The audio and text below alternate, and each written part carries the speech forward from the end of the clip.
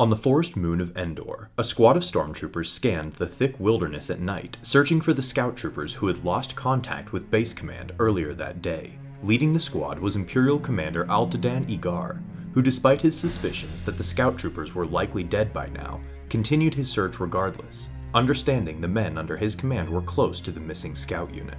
Their mission came to a halt when Igar heard a casual, "It's a beautiful night," coming from a young man in black robes standing near their location. The troopers immediately drew their blasters on the stranger, who remained calm and unfazed. When Igar asked who the man was, the only response he received was that the stranger was here to surrender to Lord Vader. Such an answer confused Igar, as only a fool would request such a thing, especially upon learning the man was also a rebel. As the troopers searched the man, one of them discovered what he initially believed to be a strange hand torch, nearly activating it as he stared down its opening, before being stopped by Igar, who realized that it was in fact a lightsaber.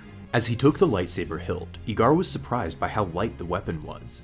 Inspecting it further reminded him of his days in the Clone Wars, when he had seen firsthand the blazing blades being used by the once legendary Jedi prior to their destruction. Despite refusing to reveal any information of other nearby rebels on the moon, the stranger did admit to encountering the scout troopers and that they were all dead.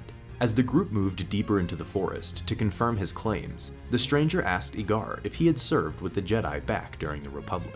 Igar admitted as much, revealing his hatred towards them too.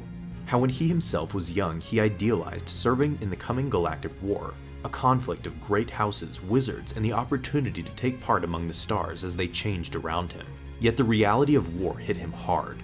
As for most of the Clone Wars, Igar remained dug in the trenches of his homeworld as separatist forces laid siege.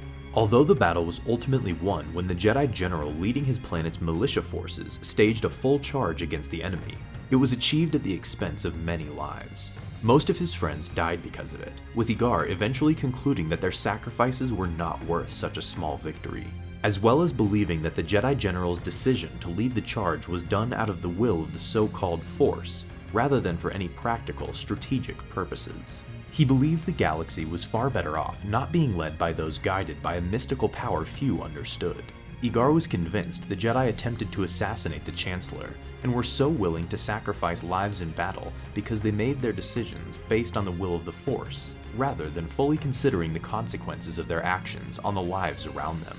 Having the galaxy ruled through clarity and reason was the obvious preferred choice. And finally, Igar refused to believe that if there was indeed this great magical power controlling the lives of everyone in the galaxy, that it would allow so many of his friends to perish for nothing, while also letting him live with the scars of their deaths forever ingrained in his heart. What was the will of the Force when it made that decision?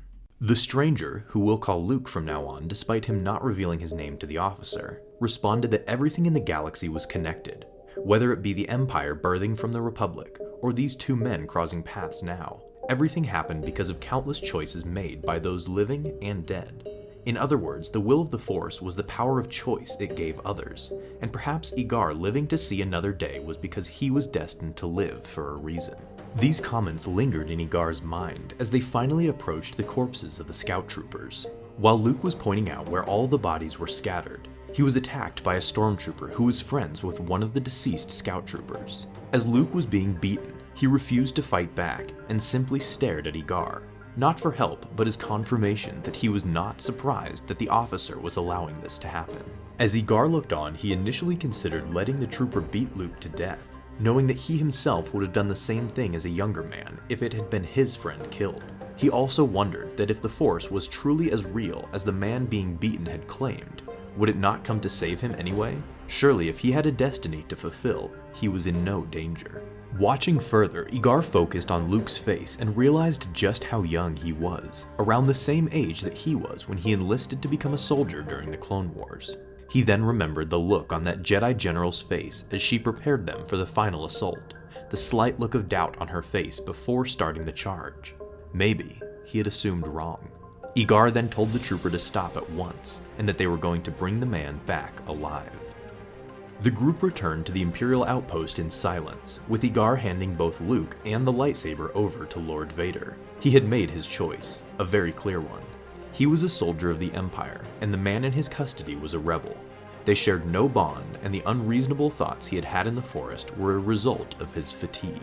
Upon hearing Vader's commendation and the approval to conduct a further search, Igar's mind flared with confidence in his beliefs once more. To think a single choice of someone like him or the captured rebel could have any impact was foolish, when men with such power and wisdom like Vader or the Emperor were the ones in charge. And the young rebel would soon be hit by the cruel reality of war as it once did Igar all of those years ago, with all of his idealistic beliefs vanishing just as quickly. Regardless of what choice Igar had made that night, the end result was going to be the same.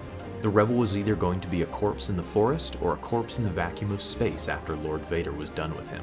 As Igar entered the AT-AT walker, he overheard the initial conversation between the two. Vader informed the young man that the Emperor was expecting him, to which the rebel responded, "I know, Father," leaving Igar stunned as the walker's doors finally closed. The story ends right there, with both his immediate thoughts afterwards and overall fate currently unknown. With that said, what do you think Igar's reaction was when he realized that he had just captured the son of none other than Darth Vader himself?